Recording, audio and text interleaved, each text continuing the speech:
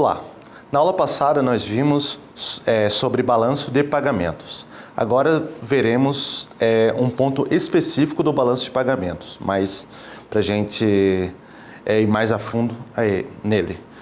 Vimos lá que tem no balanço de pagamentos é feito pelas transações correntes, conta capital e financeira, erros e omissões, variações de reservas. A gente vai se atentar no segundo ponto hoje, que é o da conta capital e conta financeira. Em um segundo momento, a gente vai ver os subitens, os subpontos da conta financeira. Então, a gente pode estar sendo aqui, parecer um pouco repetitivo sobre o balanço de pagamentos, mas esse é o nosso principal objeto empírico para a gente analisar a economia internacional a partir do nosso país. Então, é importante a gente saber a estrutura, a gente discutir a estrutura, mas não só. Porque além da gente estar mostrando aqui o significado contábil de cada um desses pontos, a gente também está discutindo seus significados econômicos e políticos, o que é essencial para essa disciplina de economia política internacional. Então, no primeiro momento, veremos o que é a conta capital e o que é a conta financeira. Em um segundo momento, a gente vai dedicar o restante da aula a discutir cada um dos subpontos, as subcontas da conta financeira. Então, vamos ter um pouco mais de paciência para essas questões contábeis, porque é essencial que a gente entenda perfeitamente o balanço de pagamentos do Brasil.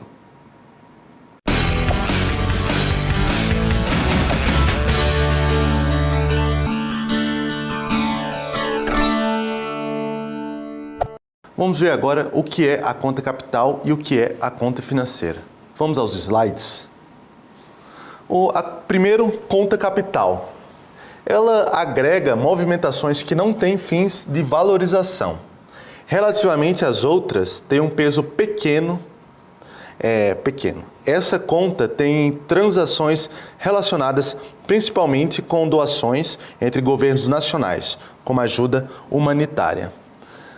A gente deu alguns exemplos na aula anterior sobre esse tipo de transação, como ajuda internacional. Na conta capital, ela, como de um modo geral, ela tem uma importância menor do que a que veremos a posteriori, que é a conta financeira. Mas a conta capital, ela trata, como vimos, sobre capitais que migram de um país para o outro, mas sem o objetivo de se valorizar, de crescer. Então, a gente não está tratando aqui com capital que visa o lucro, diferente do financeiro. Então, por exemplo, quando existe uma catástrofe em um outro país e o Brasil é chamado a ajudar, então o caso que eu dei na aula passada foi o terremoto que ocorreu no Haiti há alguns anos. Naquele momento, o Brasil deu uma ajuda internacional. A saída desse capital, ela é contabilizada na conta capital. Por quê? Porque ela não tem um objetivo de se valorizar no Haiti. Não quer que, inclusive, é uma transferência sem retorno para o Brasil. Não é um empréstimo, é uma doação para um país que está em uma situação de calamidade. Então, a gente, nesse ponto, a gente coloca na conta capital.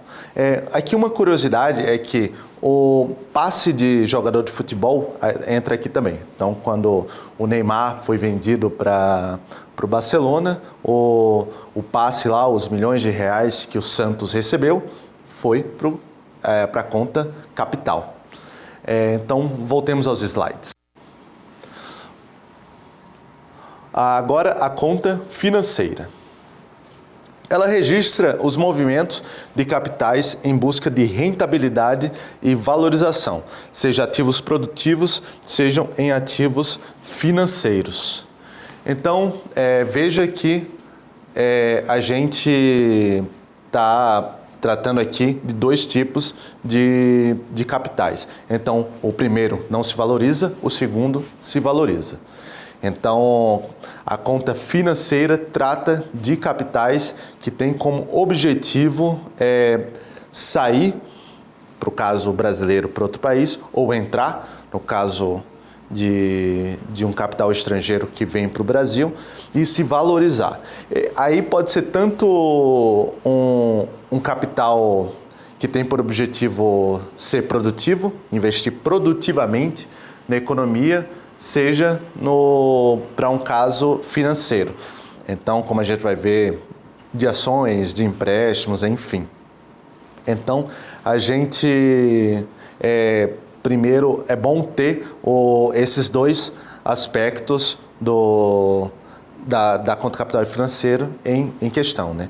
Então, tanto que a conta capital, ela não tem mais subcontas, enquanto que a conta financeira, ela tem diversas subcontas, como a gente vai ver. Porque quando se trata de valorização, a gente tem uma série de divisões, né? Inclusive, como a gente já viu, tem a parte produtiva, tem a parte financeira, de empréstimos, enfim. Então, é por isso que o balanço de pagamentos, ele reserva um espaço muito maior para a conta financeira. Mas a conta capital também tem a sua importância, né? Então, mesmo para os estudantes que tratam sobre ajudas internacionais, sobre ajuda humanitária em geral, eles terão que, quando quiserem dados de quanto o Brasil investe quanto que ele despende para ajudar, fazer ajudas internacionais sem querer retorno, então ajuda de fato, ou eles vão ter que procurar na conta capital, enquanto que quem pesquisa a valorização do capital estrangeiro no Brasil, ou o quanto que o Brasil se valoriza fora do seu território, tem que buscar a conta financeira. Então, a gente tendo essa diferenciação entre ambas as contas, a gente agora vai discutir cada uma das subcontas da financeira. Então, vamos lá.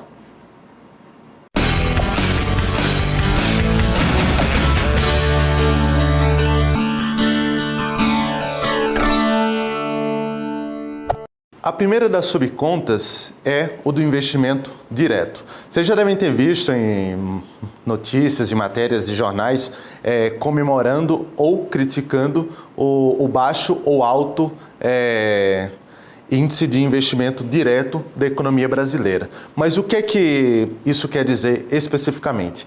Vamos aos slides?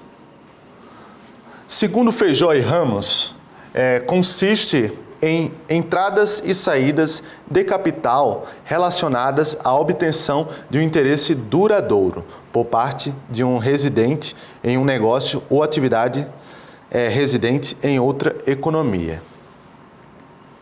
As empresas são dinâmicas na sua procura por rentabilidade e valorização.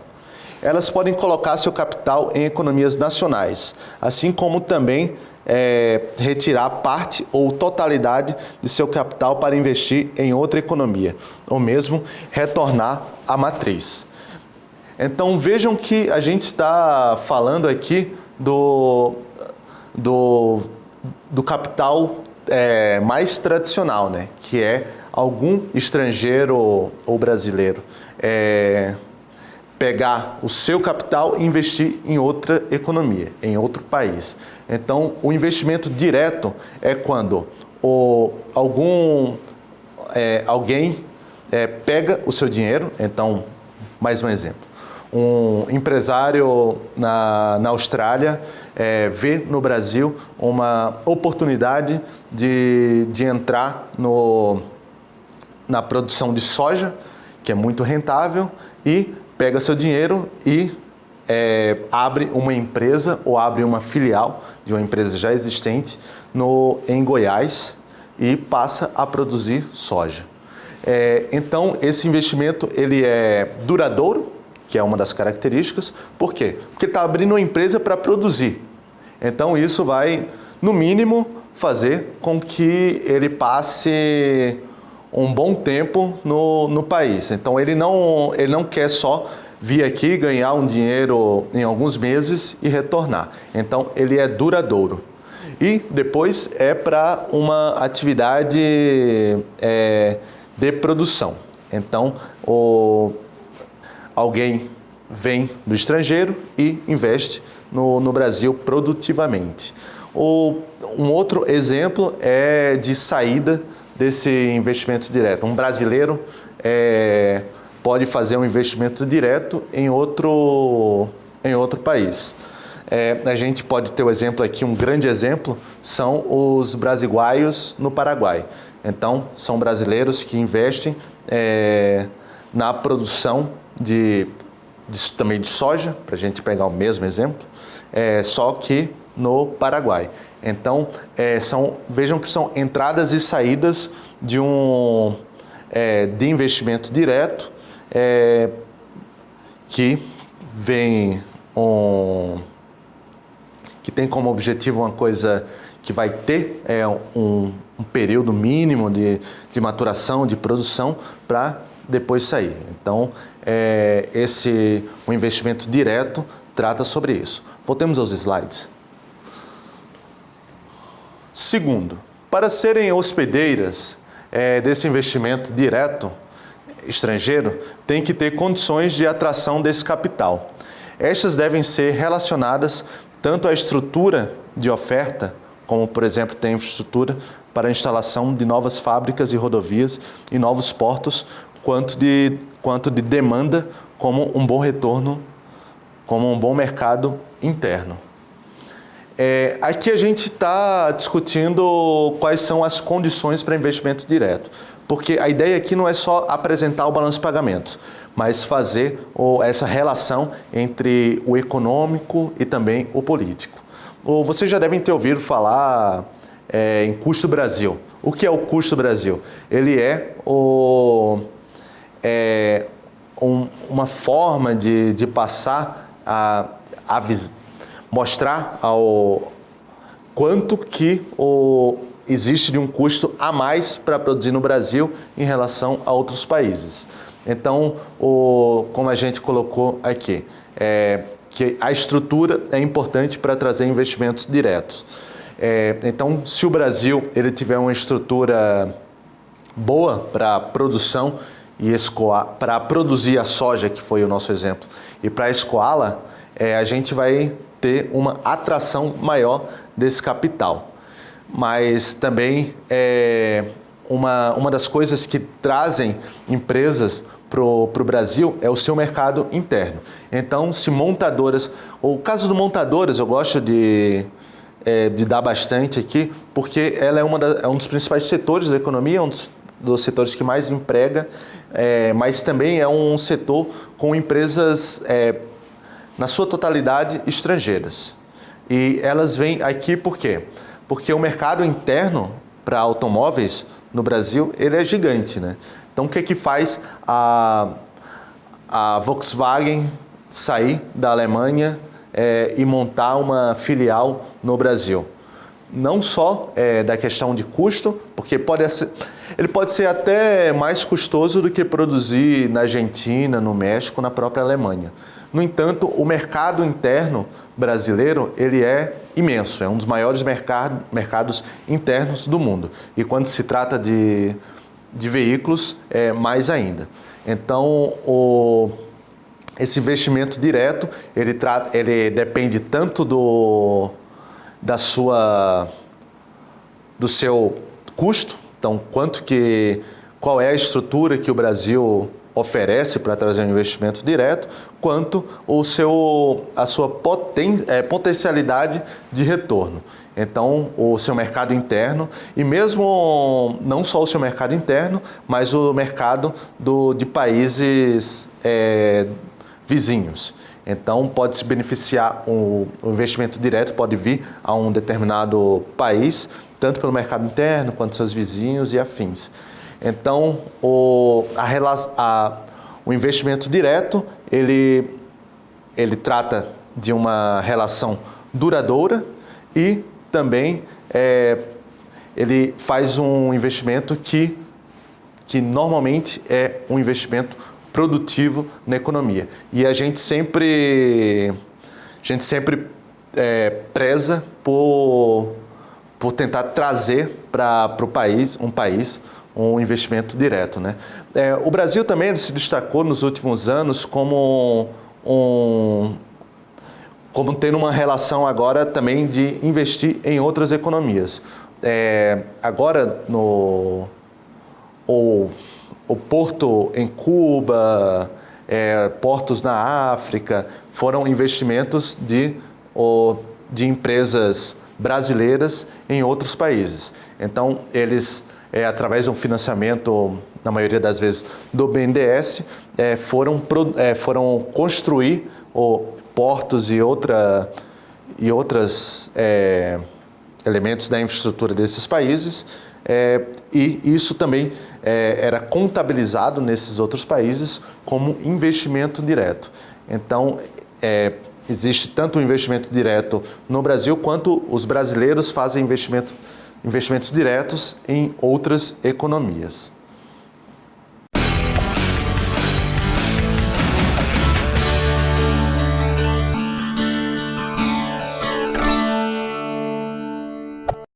Bem, agora que já vimos o investimento direto, vamos à subconta de investimento em carteira. A diferença aqui é que o investimento em carteira, ele trata sobre produtos financeiros.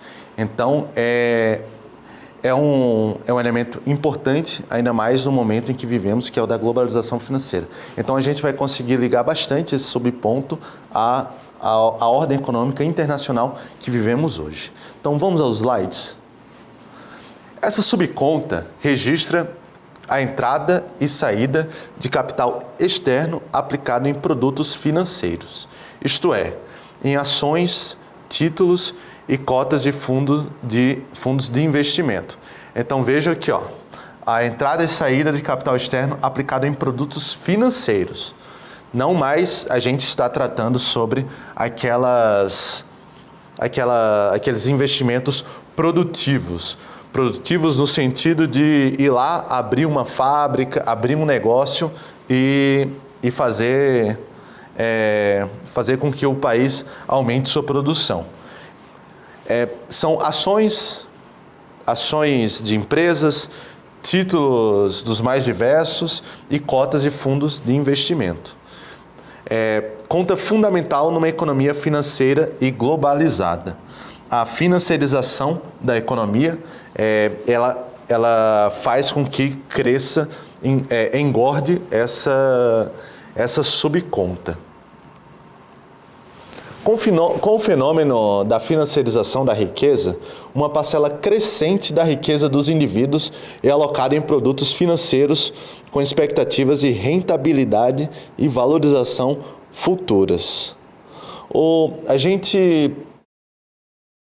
A globalização financeira, ela tem uma de suas características, o crescimento do sistema financeiro, né? Mas o sistema financeiro, ele não cresce apenas por si só. Ele precisa que mais pessoas poupem dinheiro e invistam em produtos financeiros. Então, por que é que a gente estava falando aqui de pessoas investindo em ações, em títulos? Porque os bancos, como é que eles ganham dinheiro? Como é que eles detêm dinheiro para poder emprestar e fazer o seu dinheiro girar? Eles recebem a conta salário, investimentos e vão emprestam e fazem outras coisas com esse dinheiro, né? Então, a financiarização, a gente estabeleceu aqui que a globalização financeira teve seu início, de fato, no início da década de 90, né? Pouco depois do consenso de Washington, e fazendo com que a subconta a conta financeira e a sua subconta, essa subconta específica, ela cresça demasiadamente. Voltemos aos slides. O desenvolvimento dessas instituições financeiras promoveu um duplo fenômeno. De um lado, a financiarização da riqueza, isto é, incentivo para alocar boa parte da riqueza individual em produtos financeiros. Então, ninguém aqui coloca mais o seu dinheiro debaixo do colchão, né? Até porque desvaloriza, ele não cresce, não aumenta. Você vai deixar lá o dinheiro parado e ele só vai ser corroído pela inflação. Pelo contrário, você é incentivado a depositar esse dinheiro em bancos, em carteiras, que fazem com que onde eles prometem que vão investir bem esse dinheiro e vão te retornar mais dinheiro do que você depositou. Então, a taxa que eles vão te pagar de retorno vai compensar esse dinheiro que você está depositando no banco. De outro lado, houve a globalização financeira. Então a gente tem que entender que a financiarização da economia, ela possibilitou essa nova ordem econômica internacional que a gente chama de globalização financeira. Ela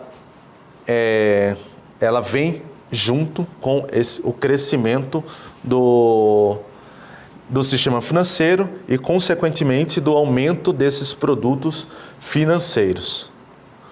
Nesse contexto, emerge uma importante instituição da globalização financeira, as agências de ratings, ou de classificação de risco, como a Standard & Poor's e a Fitch.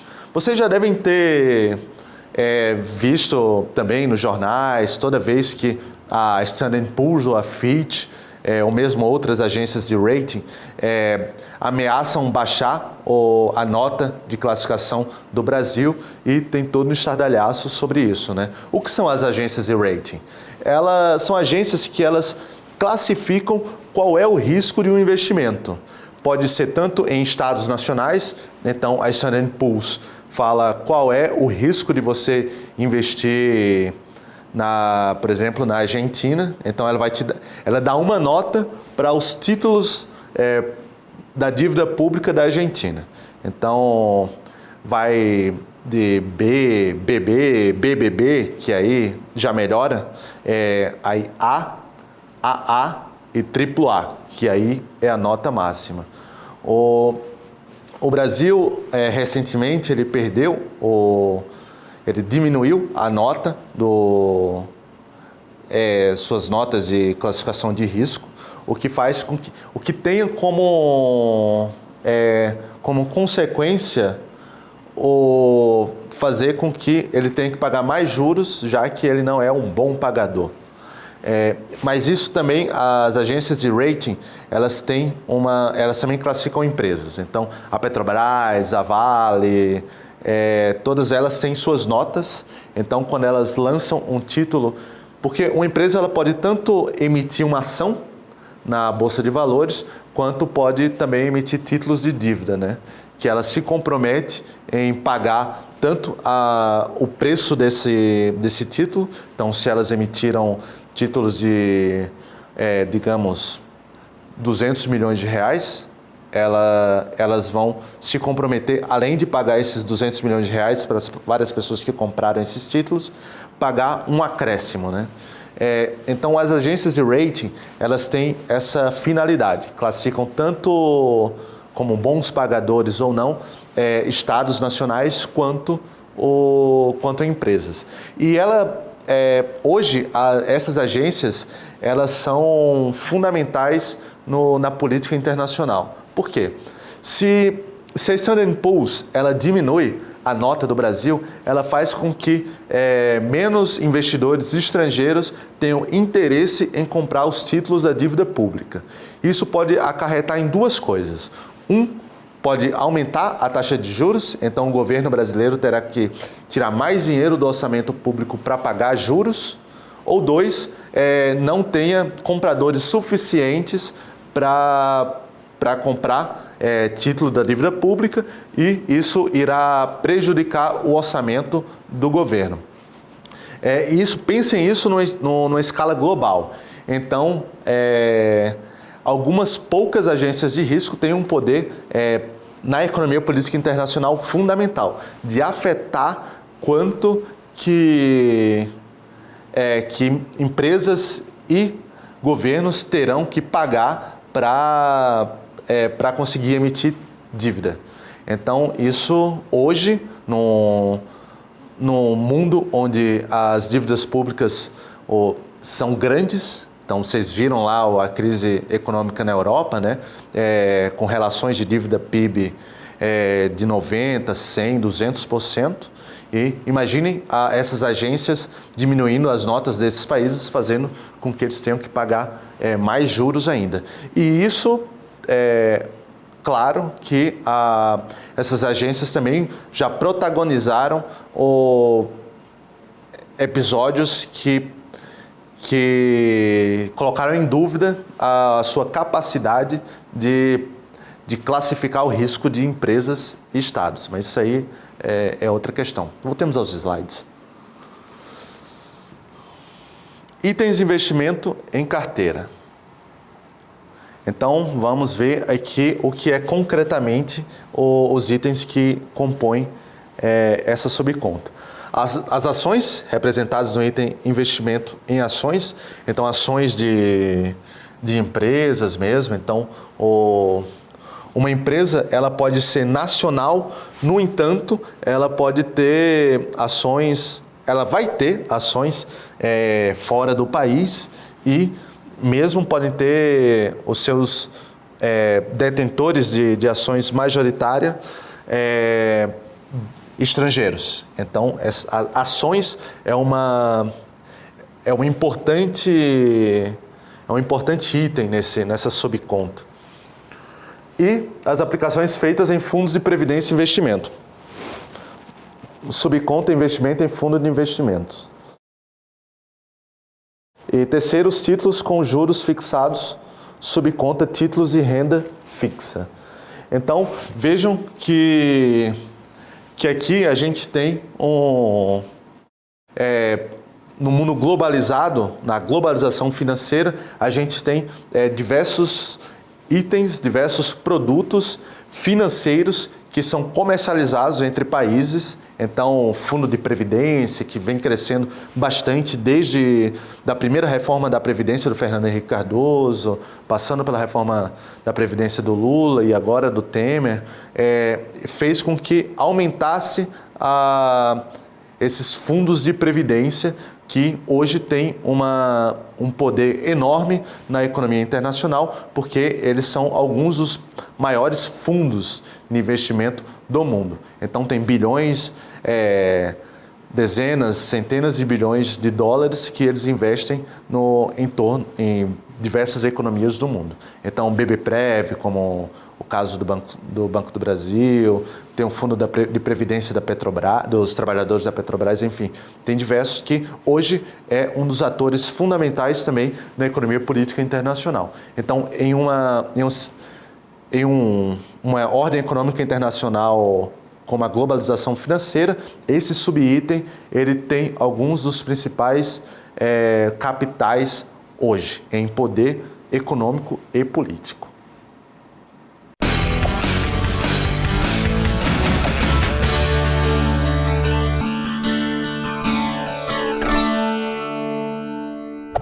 Bem, agora vamos para mais um subitem da conta financeira.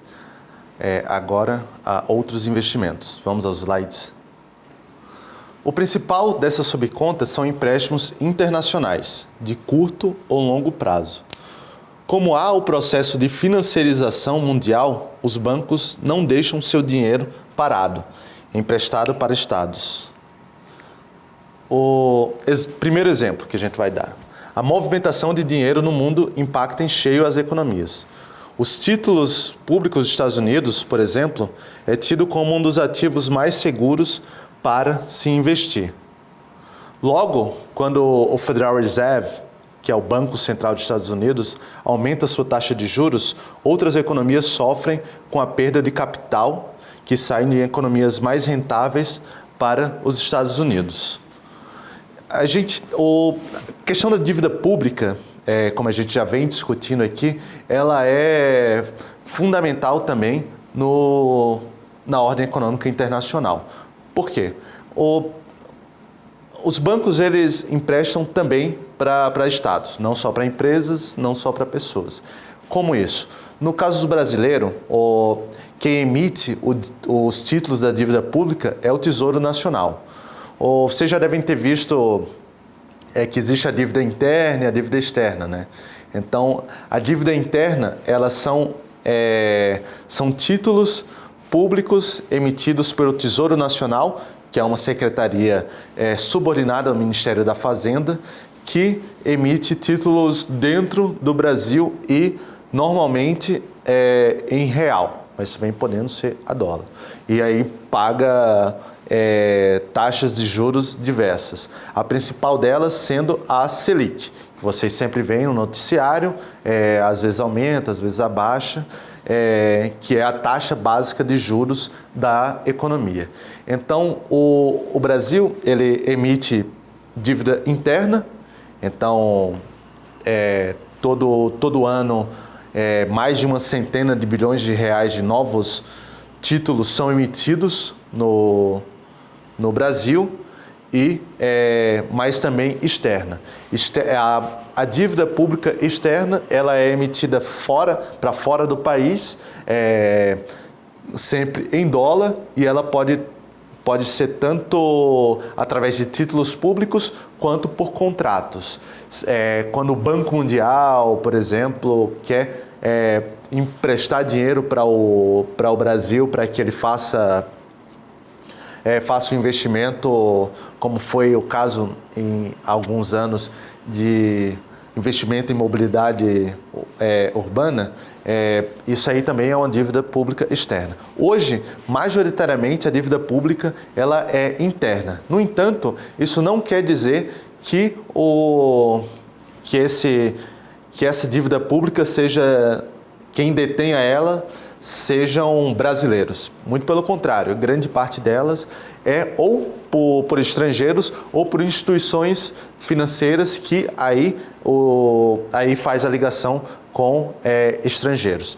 Então, o caso aqui que a gente colocou do Federal Reserve, que é o Banco Central dos Estados Unidos, ele tem um impacto grande na economia mundial, porque o título da dívida pública dos Estados Unidos, ele é o principal título público de dívida pública do mundo hoje.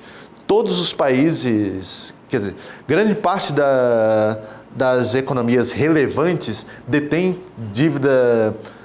títulos da dívida pública dos Estados Unidos. Para ser ideia, a China ela detém mais de $1 trilhão em títulos da dívida pública dos Estados Unidos. Por quê? Isso também serve como reserva para quando quiserem, para demonstrar que um determinado país sempre vai ter dólar para honrar seus compromissos internacionais. Então, quando o Fed ele muda a sua taxa de juros, então se eles aumentarem sua taxa de juros, vai ser mais atrativo investidores comprarem títulos da dívida pública dos Estados Unidos do que de outros. Apesar de que o Federal Reserve geralmente paga taxa de juros muito menores do que de outros países. Então, como explicar que o Brasil, que paga taxa de juros, sempre entre as maiores taxas de juros do mundo, seja menos atrativo do que os Estados Unidos, que hoje paga menos de 1% de taxa de juros. Que a confiabilidade do pagamento do título da dívida pública dos Estados Unidos, ela é imensa, tanto que para as agências de risco, que a gente já falou, ou as agências de rating, os Estados Unidos sempre foi a referência, o principal título da dívida pública mundial. Então, se o Fed aumenta a sua taxa de juros, mesmo em 0,5%, 1%, fará com que outros países, outras economias tenham dificuldades em emitir novos títulos de dívida pública. Então, isso é um dos aspectos importantes nessa nova ordem econômica internacional. Todos os países têm dívida pública, uns maiores, outros menores. A sua relação com outros países, porque se o Brasil emite título da dívida pública, grande parte dos seus compradores serão estrangeiros, né? Então, isso aí vai estar contabilizado nesse balanço de pagamentos. E isso vai determinar se o Brasil vai gastar mais ou menos com taxas de juros. Então, esse subitem, ele é fundamental também nessa nova ordem econômica internacional, a globalização financeira. Então, voltemos aos slides. Pensemos, logo quando o Fed aumenta sua taxa de juros, outras economias sofrem com a perda de capital que saem de economias mais rentáveis para os Estados Unidos. Isso aqui também pode ser visto para países na Europa ou mesmo no caso do Japão, Austrália, Nova Zelândia. Todos essas taxas de juros irão impactar na economia brasileira. Então, quando a gente pensa essa relação da taxa de juros entre diversos países, a gente tem que pensar sempre em qual é mais rentável, não só qual é mais rentável, mas também qual é a mais segura para emissão e compra de títulos da dívida pública. Então, quando a gente pensar nesse subitem, a gente liga com dívidas públicas ao redor do mundo, o que é também um dos elementos fundamentais da nova ordem econômica internacional. Como a gente viu nessa crise econômica da zona do euro, com Grécia, Espanha, com dívidas públicas estourando, sendo bem maiores do que o total de PIB que eles tinham anualmente, e que isso passou a ser um problema na zona do euro. Inclusive pensando em expulsar a Grécia dessa comunidade, né? Então, a dívida pública é essencial para essa subconta.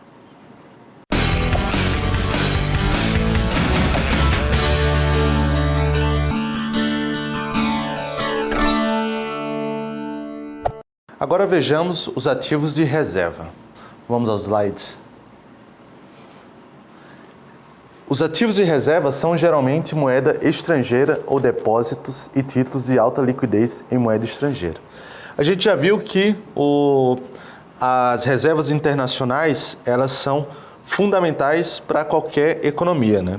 Porque o Brasil, por exemplo, ela tem que ter uma grande reserva de dólar para garantir, para deixar claro para outras economias que ela pode honrar os seus pagamentos.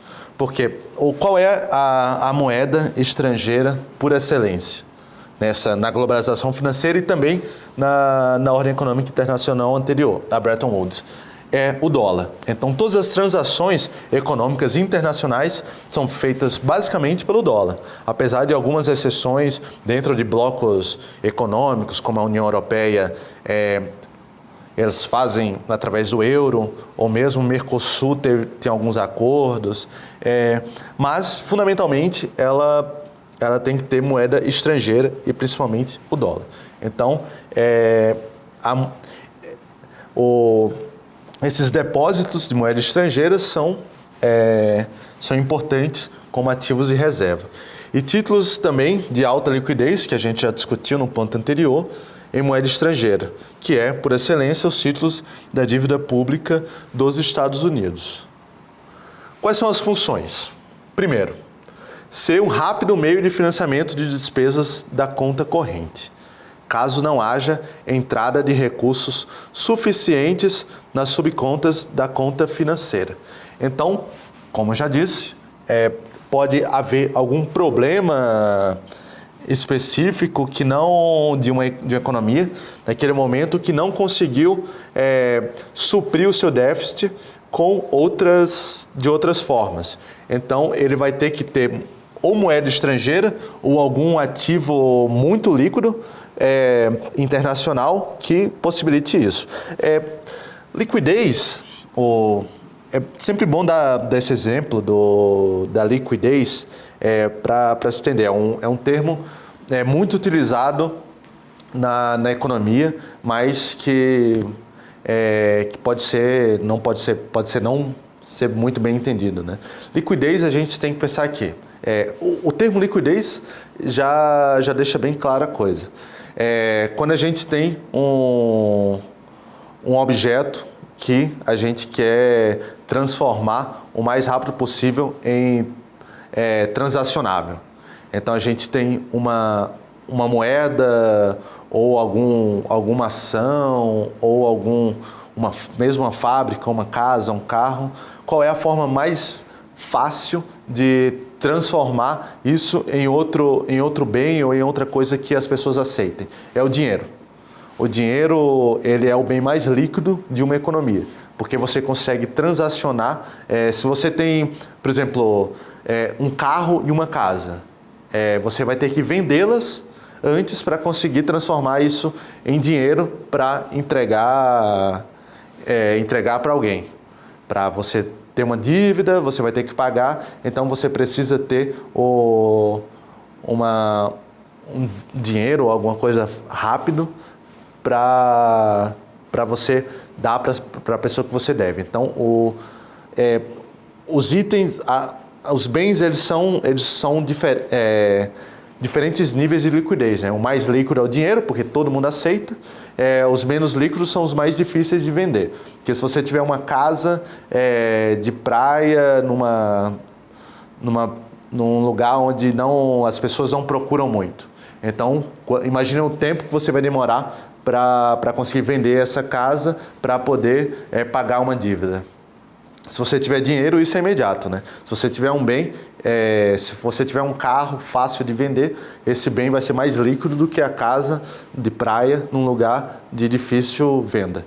Então, internacionalmente é a mesma coisa. Qual é a moeda que qualquer empresa no mundo, grande empresa no mundo, vai aceitar, o banco vai aceitar para você pagar uma dívida para ela ou contratar algum serviço? É o dólar. Então, por isso que o dólar é a moeda internacional mais líquida, diferente do que menos empresas e menos estados aceitam, por exemplo, o real do que o dólar. Se você chegar numa empresa na França, na Inglaterra, eles podem não aceitar um pagamento em real, porque é uma moeda mais instável, de menor circulação mundial, mas aceita o dólar. Então, o dólar é a maior moeda é a maior liquidez internacional. Voltemos aos slides. Então, a primeira função é essa. A segunda, fazer ajustes estabilizadores na taxa de câmbio. Então, vocês sabem que, como é visto na disciplina de introdução à economia, a taxa de câmbio é o preço de uma moeda em relação à outra, né? Então, se você tem dólar o suficiente para vender no mercado internacional, você pode mudar o preço do câmbio em relação à sua moeda. No caso brasileiro, quando o real se desvaloriza, então ele passa a valer menos em relação ao dólar. Então passa de $1 compra R$2 e um ano depois passa a comprar R$4. Se você tem dólares como reserva internacional, você pode emitir no mercado brasileiro, e então, tendo mais dólar, vai funcionar a lei da oferta e da demanda. Mais dólares no mercado vai derrubar a taxa de câmbio. Então, às vezes, é preferível que isso ocorra para garantir um poder de compra do Brasil. Terceiro, servir de garantia implícita para empréstimos realizados por empresas nacionais em bancos internacionais. Isso é justamente o que a gente estava discutindo, né? Que um país, uma empresa dentro de um país pode ter um problema de solvência e ele não pagar o que deve a bancos estrangeiros. E o Estado ele pode garantir esse pagamento. Agora, a contraposição do investimento internacional. Quem controla essas contas? É o Banco Central, como já foi dito. 2 ativos importantes que servem de reserva internacional. 1, direitos especiais de saque junto ao FMI. E 2, os títulos de dívida pública garantidos pelos BCs de demais países. Então, o direito especial de saque junto ao FMI também é importante, né? Porque o que é isso? Quanto que você tem de crédito com o Fundo Monetário Internacional. O Fundo Monetário Internacional ele garante uma quantidade X de dinheiro para cada país, para que eles para garantir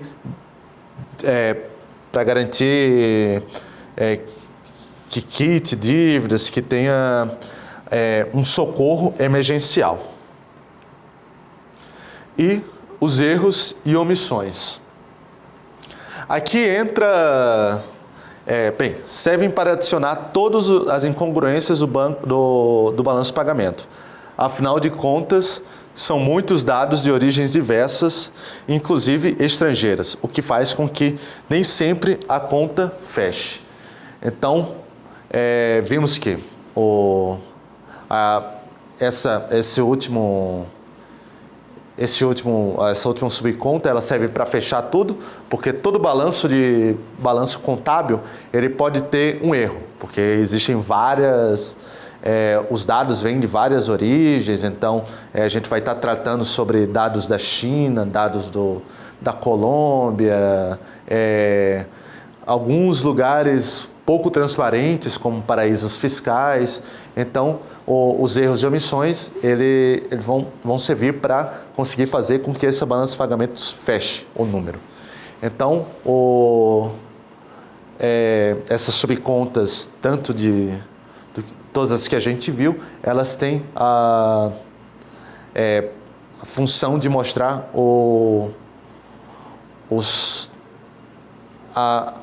a variação financeira de uma economia, né? Então, com a globalização financeira, esses últimos subitens eles são fundamentais, porque eles tratam sobre o capital que mais cresce e que maior tem um poderio econômico e político, que é o capital financeiro, o detentor do sistema financeiro internacional hoje.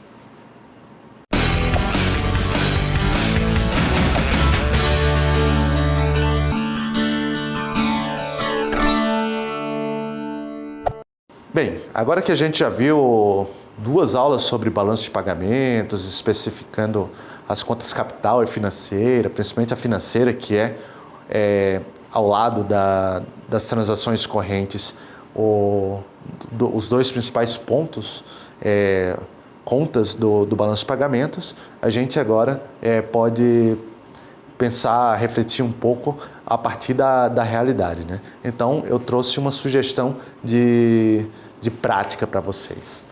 Agora que sabemos os efeitos das oscilações econômicas nas subcontas das contas capital e financeira, busque notícias em jornais especializados em economia sobre o que a crise internacional, iniciada em 2008, afetou nessas contas no Brasil?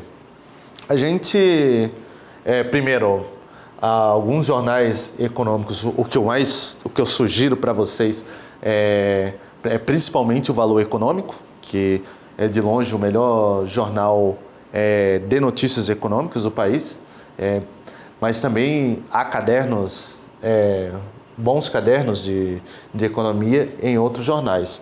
O que a gente pode ver?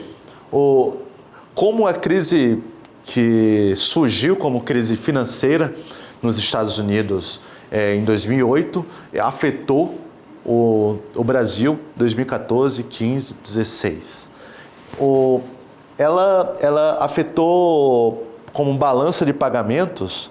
Então a gente viu que houve uma desaceleração do comércio internacional, o que afeta diretamente o Brasil, que teve um dos seus principais motivos para o crescimento econômico foi o boom do preço das commodities, né? Então isso afetava primeiramente nas transações correntes, que foi o que a gente viu na aula anterior. Então os preços das commodities que a gente vendia, ele refletia em lucros maiores e, consequentemente, em contribuições de impostos maiores. Então, isso fazia com que a economia crescesse, tivesse mais dinheiro dentro do Brasil, fazendo com que a economia crescesse mais. Mas aqui o que eu sugiro é que vocês procurem o que a conta financeira disse sobre a crise. A gente pode ver que teve diminuição de investimento direto, porque empresas estrangeiras tiveram menos dinheiro para investir no Brasil, o crédito internacional ficou mais caro, porque o Brasil ele passou a ser um país com maior risco para emprestar. Então,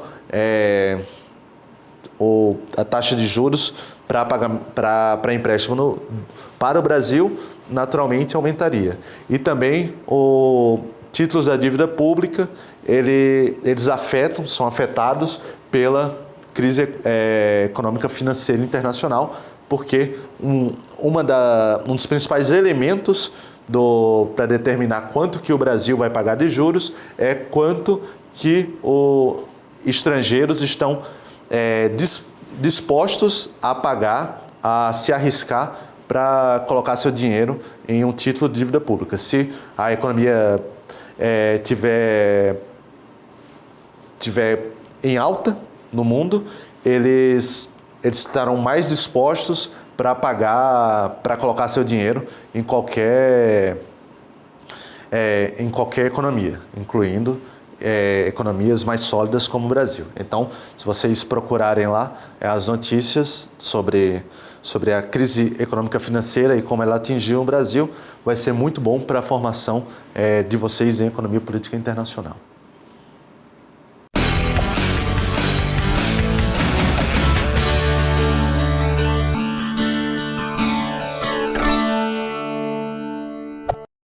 Bem, nessa aula nós vimos sobre o balanço de pagamentos, mais especificamente a conta capital e a conta financeira. Além disso, a gente viu os vários subcontas da conta financeira. Lembrando que a conta capital ela é uma conta menor, porque trata sobre capitais que não pensam em se valorizar dentro de um determinado país. O maior exemplo dele são ajudas internacionais.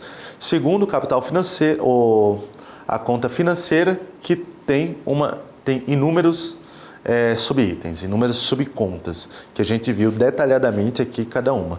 Mas não só.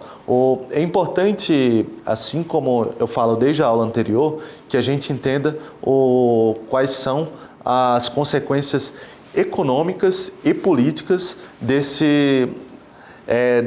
das variações do balanço de pagamentos. Como a gente